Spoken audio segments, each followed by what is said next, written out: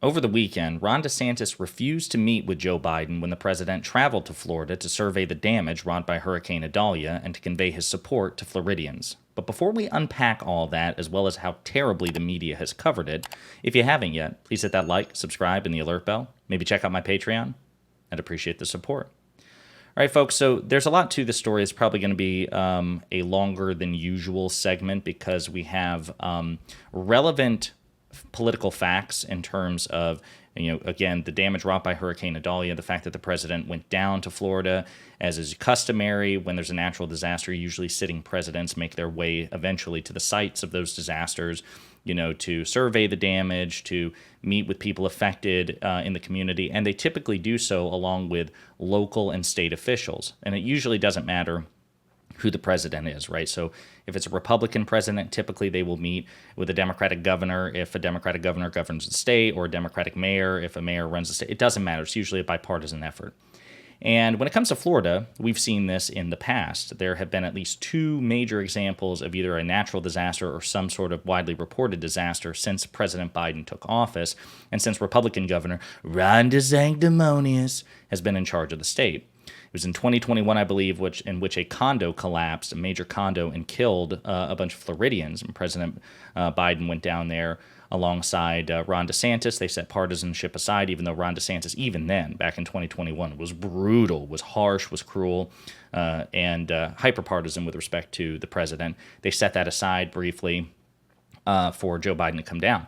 Same thing in 2022 when Florida was hit by a hurricane. President Biden again went down to Florida and worked with Ron DeSantis to survey the damage. And in both cases, President Biden pledged federal support. Okay, so now we have at least the third major disaster that I can think of in Florida since President Biden took office.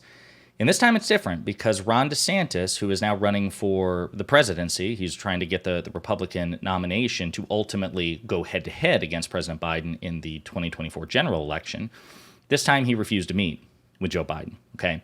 So we're going to uncover the facts of the matter, and then we're going to discuss how President Biden himself responded to this snub, and that is what it is, and then how the media did, because there's also a broader point here which kind of fits back into one of the themes of this channel, which is the myth that the mainstream media is hyper-partisan for Democrats, okay? We're going to unpack that as well. But this is the report by Al Jazeera, and by the way, this is the way you report on a situation like this. Biden surveys Hurricane Idalia damage in Florida, DeSantis SNUBS meeting. I want you to remember that because we're going to revisit it.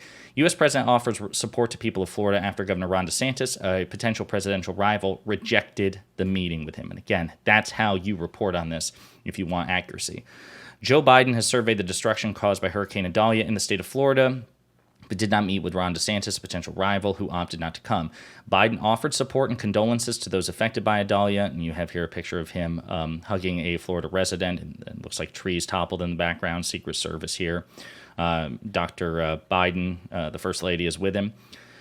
Biden offered support and condolences to those affected by Idalia on Saturday after taking an aerial tour and receiving a briefing from local officials as well as first responders in Live Oak, a town hit hard by the storm. He saw houses with fallen trees on them and said no one intelligent could doubt that climate change was happening, which of course is true. I'm here today to deliver a clear message to the people of Florida and throughout the Southeast. As I've told your governor, if there's anything your state needs, I'm ready to mobilize support. Anything they need related to these storms, your nation has your back and will be with you until the job is done. But politics hung over Biden's trip.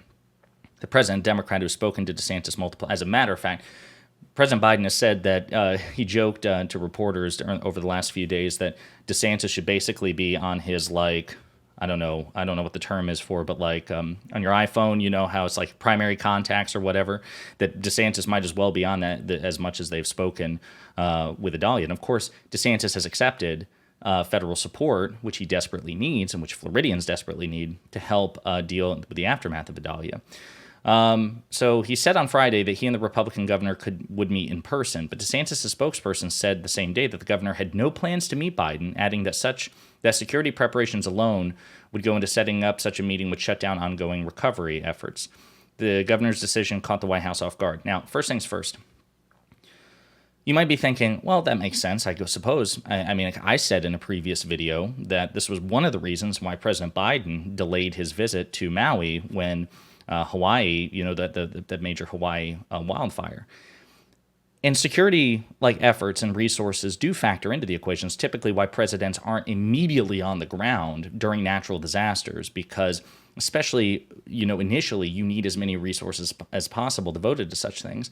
But in the past, when Biden went to Florida, and there was security, going on there too, when he visited during the condo collapse and during the 2022 hurricane, Ron DeSantis was perfectly content to meet with the president, and there was no issue. So what's changed? The only thing that's changed, because President Biden's security hasn't changed, as far as I know, Ron DeSantis hasn't changed. I don't think he's eligible for Secret Service protection until if and when he wins the Republican primary, which he hasn't. The only thing that's changed is now they are in official competition because Biden is running for re-election and Ron DeSantis is officially running for the Republican nominee. So they are more officially in opposition to one another, besides the typical partisan or the typical party politics. That's the only difference. And so I want to play a couple of clips here. This was, I think, this was either right after Biden landed in Florida or right before he took off, but reporters asked him about this. I don't think he's going to be there. Do you have a message for him? We're going to take care of Florida. Do you agree with him that the security apparatus is strong enough? That's it. Keeps it short and simple. He could have had the opportunity to take a shot at him, metaphorically speaking, but he didn't. Sorry about that. My thing in Streamlabs here was muted, so you all wouldn't have been able to hear the clip. But instead he says, listen, I don't think he's going to be there. Do you have a message for him? Yep, we'll take care of Florida. Short, sweet, to the point. Then when he's down in Florida, President Biden is again asked about this by a reporter, and this is what he has to say. Yes, ma'am.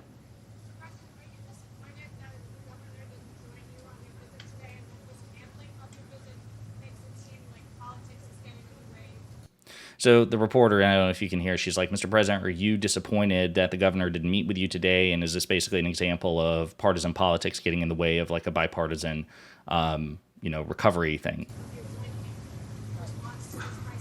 Well, no, I'm not disappointed. He may have had other reasons but he did help us plan this.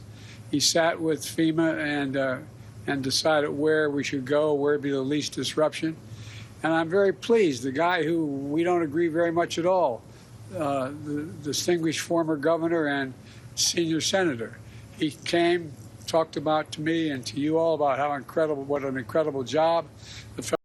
And President Biden is referring to a crazy Republican senator, former governor of Florida, Rick Scott. We'll get to him in a minute because he also features in the story. But again, note, President Biden had an opportunity here to take his shots at Ron DeSantis. And I mean, he could have even done it in, a relatively sophisticated way. He didn't have to actively insult him, but he could have used this as a pivot for partisan politics. And I'll be honest with you, I would completely understand. There is actually a place for that here. Biden isn't always obligated. Democrats are not always obligated to take the high road. That Michelle Obama ethic, when they go low, we go high. Actually, sometimes it's okay to hit back, especially when you have a governor like Ron DeSantis, who is a terrible governor, who has been focused infinitely more on his more national ambitions than he is his state of Florida. And then, of course, the question becomes, if the shoe were on the other foot, if this had been Trump during his presidency, and God forbid a Democratic governor refused to meet with Trump during a natural disaster when Trump was trying to help out in that state, how would Trump have responded? Would he have been gracious? No, of course not. Would DeSantis himself, in a counterfactual in which DeSantis is the president of the United States, would he be gracious if a Democratic governor refused to meet with him? No, of course not. So the fact that President Biden chose to take the high road here, again, consistently, again and again and again, when teed up by reporters to go ahead and take a shot at him, DeSantis, that is, the fact that he chooses not to just goes to show what a kind and merciful and compassionate person that Joe Biden is. But I want to be very clear. President Biden is not obligated to do what he does. He does so as a courtesy to bad faith, disloyal Republican politicians in a demonstration of absolute moral superiority. President Biden is a morally superior person to every Republican official in this country. It's simply a fact. His record will always crush theirs, and there's nothing that a conservative or a centrist can do to say otherwise. They will always lose the debate. That Biden chooses to do this does not mean he's obligated to do so. I just want to make that very clear. Now, I'm going to turn attention here. We'll try to wrap this up because, again, we've been going on for 10 minutes, but there's just so much packed to the story. So Rick Scott, the former Republican governor of Florida, who is now a crazy Republican senator in the U.S. Senate, who constantly goes back and forth. I mean, this was the guy who said, if I remember correctly, this was the guy who developed that really ill-advised Republican platform plan that President Biden was able to hit Republicans on because it included a provision to basically sunset Medicare and Social Security. But because he's a Florida resident, he actually showed up and toured the damage with President Biden. And this is what he had to say on the matter. And so I'd like to start with Mayor Davis. Before you do, can I say Yes, something? of course, sir. I want to thank the senator, and I mean this sincerely, for giving me all the information I needed, being cooperative as the devil, and he's been very complimentary about your operation. And I appreciate that. So they were about to take a question. President Biden proactively went out of his way to show grace publicly to Rick Scott, who, again, is a deranged MAGA senator who probably doesn't deserve it. But he goes out of his way to basically give him public kudos and saying, listen, he's cooperated with me. He showed up here. He's been very complimentary towards your efforts as well. I think he was referring to FEMA operations. But wait till you hear what Rick Scott has to say. And I told him that we're here as long as it takes. Mr. Mayor, I warn everyone, don't ever run for mayor. They know where you live. Thank you very much.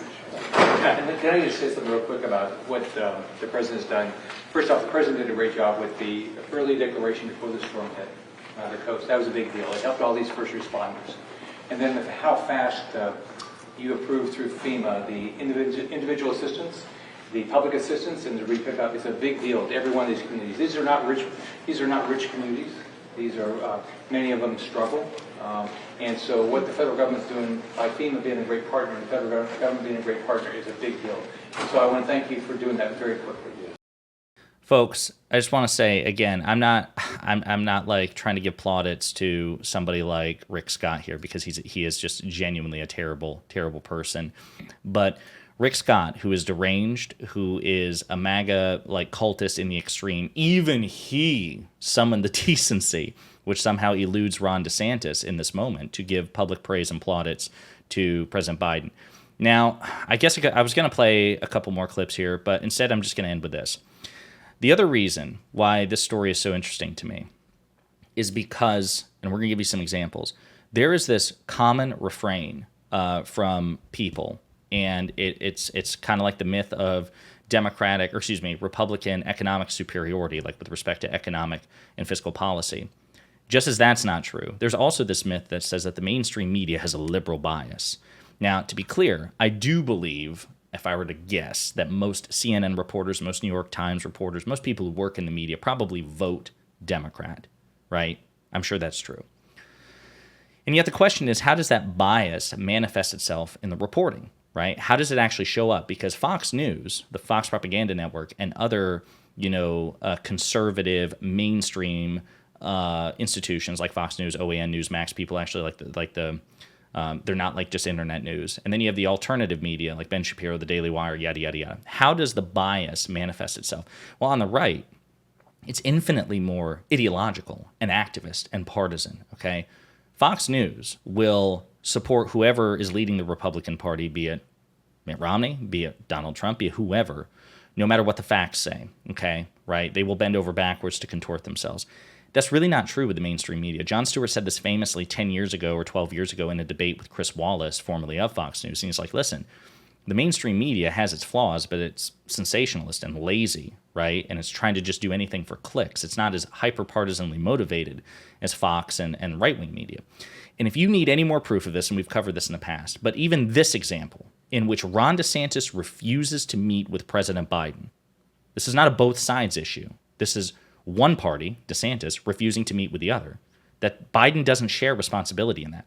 And yet look at how the mainstream media is reporting on this. Politico, Biden and DeSantis, a show of unity that wasn't. And this is called out. What a dumb frame. He literally did the thing they said he could have done, or did I just hallucinate him and Rick Scott standing side by side? Both leaders could have potentially gained from a show of bipartisanship. Biden, who makes empathy a centerpiece of his political persona, could have reminded voters that he's willing to work across the aisle during the crisis. Well, that's what he tried to do with DeSantis, but he can't make DeSantis do it. DeSantis refused. That is 100%, not 50%, not 99%, 100% Ron DeSantis' fault. Period. Full stop. End of story. All the blame, all the criticism belongs to Ron DeSantis. And anyone who says otherwise is a liar. But look at what he did. Biden actually did work with a Republican official, Rick Scott, right there. I just played you the clip. But it's not just Politico. It'd be bad enough if it was Politico, but it's more. Just Google. For giggles, I just Googled New York Times, Biden, DeSantis, Florida. As neutral as it gets. Look at these headlines. Biden won't meet DeSantis in Florida as he tours, ... In Florida, a hurricane can't bring Biden and DeSantis together. That's the New York Times. And it implies that there's a both sides here, that there's an equivalence. It's really both of them just refusing to be bipartisan. And it's just not true, folks. It's just not true. And again, there's some more clips here. So then I was just Biden, DeSantis. Again, just look here. I mean, you have some op-eds here, which is really, really, really good. Let's see here. I don't know what happened with DeSantis. Biden, DeSantis keep their distance. This is the Hill, again, implying that's a both sides issue. It's just insane, folks. This is the way to report on it. DeSantis snubs Biden. You have some pockets like The Guardian and Al Jazeera talking about it. But, folks, this is how it should be. This is the issue. The media, for whatever reason, either because they're sensitive to criticisms of being liberally biased, so they have to bend over backwards to try to create false equivalences. But there is none to be had here. It is a false equivalence. Ron DeSantis refusing to meet with President Biden is literally 100% on Ron DeSantis. If you agree with the decision or disagree with the decision, the responsibility is completely his. There are very few things in this world that are completely one-sided. You know, and there are very few conflicts in which there's literally no blame to be found on either side, even in politics, right? I am a partisan progressive Democrat. But Democrats aren't perfect. The progressive left isn't perfect. There are many situations in which they search some measure of the blame, right? But we do have a situation here, right here, where it is actually black and white, like a fairy tale, like a Disney movie. Ron DeSantis is the villain of the story. Joe Biden in this story, with respect to the meeting, he's the hero. There's no timeline in which this makes sense.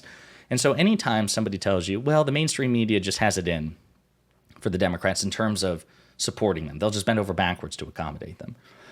You can point to this. And I'm sorry for ranting about this, but there's just so much packed in here that I had to, it fired me up a bit. So keep this in mind. This is yet another example of the relative moral superiority of the Democratic Party's leaders over the leaders of the Republican Party. And when the mainstream media or anyone tries to suggest otherwise, that they're really just kind of on this moral playing field, they're not. And you can point to this story as one of the many, many, many, many, many examples which refutes that claim.